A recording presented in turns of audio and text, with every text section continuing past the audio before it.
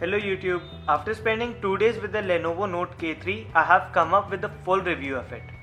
I have been using the phone as my daily driver for these 2 days and I must say that this is a heck of a phone. It has been a nice experience using this phone all over. So let's speak about the body of the phone first. The phone features a full HD 5.5 inches display at the front. This is a screen size that I am well familiar with. The phone feels also very light in the hand and thus it prevents a lot of stress in the hand. What really makes the phone so light is its slim body being 8.9mm thin and its build material which is full plastic. It is a full plastic build, even the buttons on the sides are all plastic. And speaking of the back cover of the phone, it's a very thin plastic back and it really attracts a lot of fingerprints to it. And you can see right now how thin it is. It's easily bendable and it does, as I said, attract a lot of fingerprints to it. The phone may get very messy at the back if you have sweaty or damp hands like me. Now moving to the phone's front once again, I'd like to point out that the phone doesn't have any kind of protection on the screen like the Gorilla Glass or something. They just provide a screen protector in the name of protection that I've already applied here. So it's not really visible to the camera, but it is there. Let me also point out that the calling speaker of the phone is also very loud and the mic over here is also very good.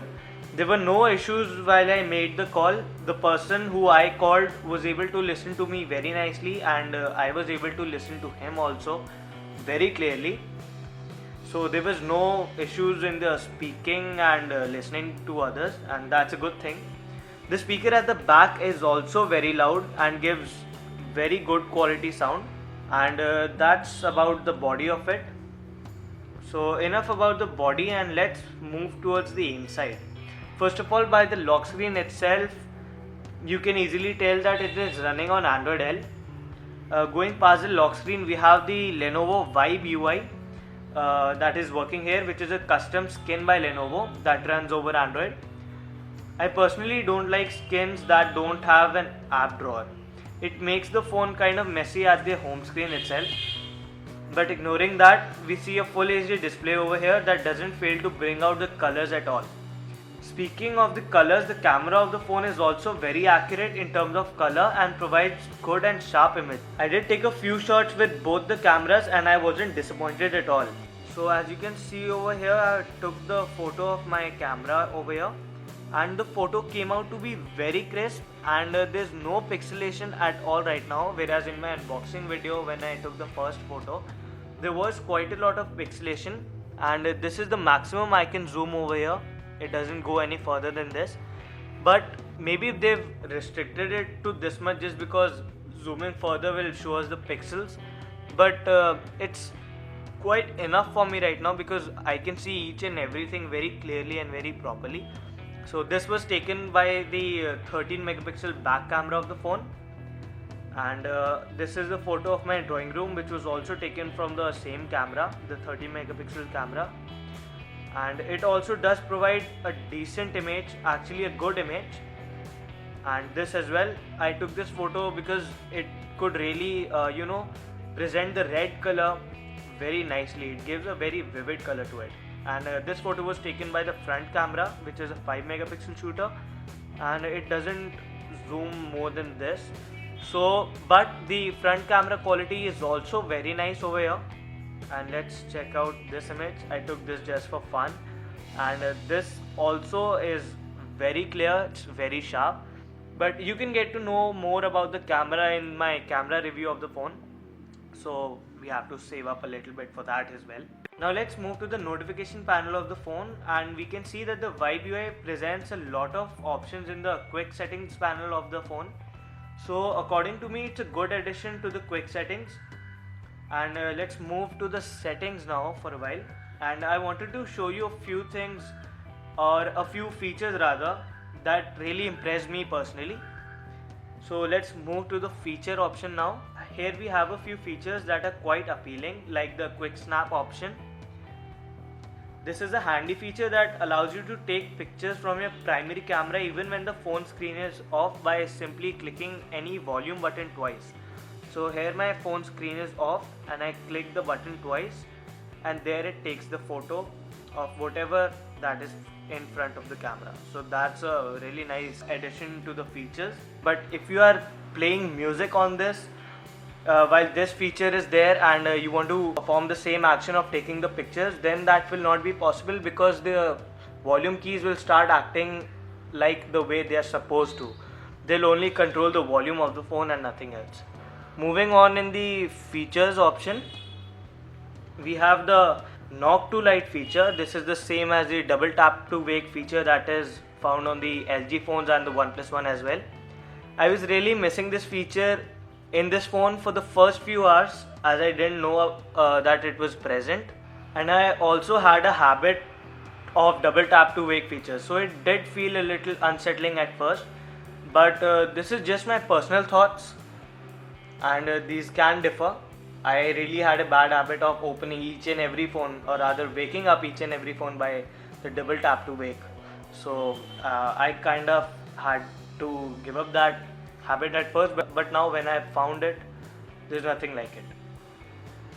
Next we come to the screen off gestures, which include a few features that include slide to unlock, which is when your phone is not awake, you can simply slide at the bottom and the phone will unlock. The second is we have unlock to the camera, which is draw V on the off screen and you launch the camera app. And similarly we have unlock to the Chrome, where we simply draw an O and we can simply go to the Chrome web browser.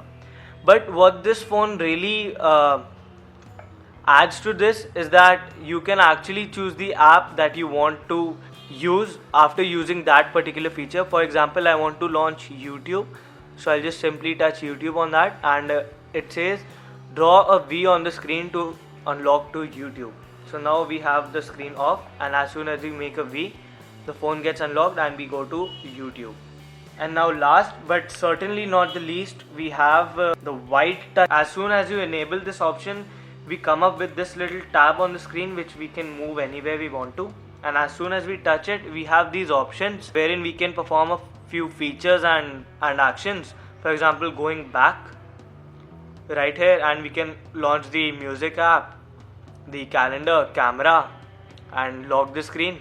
Then we can also use the switcher to go to the toggles, the quick toggles, wherein we can adjust the brightness and turn on and off the Wi-Fi. We can do all these, basically the basic things that we have in our quick settings panel. And also we have these apps that are notified to us down here, which indicate the recent open apps. So we simply touch this button and swipe all these apps, and then we can see that all those have been gone from down there. So yeah, that's also an app that we can see on many iPhone devices as well, because it's very popular with the iPhone users. Now let's move to the battery department for a bit, and this is another place where the phone really shines. The phone, despite of having a good 2900 mAh battery, not only has a battery saver but also has an ultimate battery saver. So we'll move to that for a moment now. As we can see, we have the smart switch over here, wherein it's nothing much. We can just adjust the time as to when we want the ultimate battery saver to get enabled, and it will get enabled at that particular time. And simply we can also set the end time. So I'll turn that off for now, and we'll enter the ultimate power saver. And now we can see that everything has been reduced to what you are seeing on the screen right now. These are the only options that you have with the ultimate battery saver. You have access to all the necessary features like calling, messaging, contacts, and your clock. And moreover, this feature is so strict that you can't even access your status bar anymore. You will not be able to pull down the notification panel anymore. So we'll just exit that for now, and let's move to the storage of the phone for once. As far as the storage is concerned, we have 16 gigs of internal, wherein we have around 9.8 GB that is available to the user. And we also have the option to expand the storage up to 32 GB via a micro SD card, and we also have a USB OTG support that can be added on the top right here. So the user is fully secured in terms of storage. Just for a quick view, we have the option of Dolby Atmos sound, which is a very rich sound experience, but this can only be experienced if you have a good quality headphone with you. It really gives that virtual sound to what you are playing, and of course the music or the video that you are watching should also have top quality audio so that you can enjoy this feature to the fullest. And I've been using Audio Technica headsets with this phone, and they've been tremendous right now. Moving further, we also have the option of casting the screen, and last but certainly not least, we have the super power mode, which is nothing but your ultra power saving mode, and that's where it leads us to. So summing up this big video, we have a great screen with a great color representation on the phone. We also have a good amount of storage here. The browsing experience with the phone was also very good. It loaded the images and the pages very fast, and to be true, it was faster than my OnePlus One. And we are also looking at a 1.7 GHz octa-core processor that is very fast and can also handle gaming very well and keep the phone away from lags. Speaking of lags, the phone does lag occasionally, but there's nothing major. Also, the phone does tend to get slightly warm while gaming or fooling around with the phone for a long time, which is expected. Overall, it's a great device. So that's it for now, guys. Do subscribe to my channel if you haven't already, and also give it a thumbs up. So till then, peace out, guys.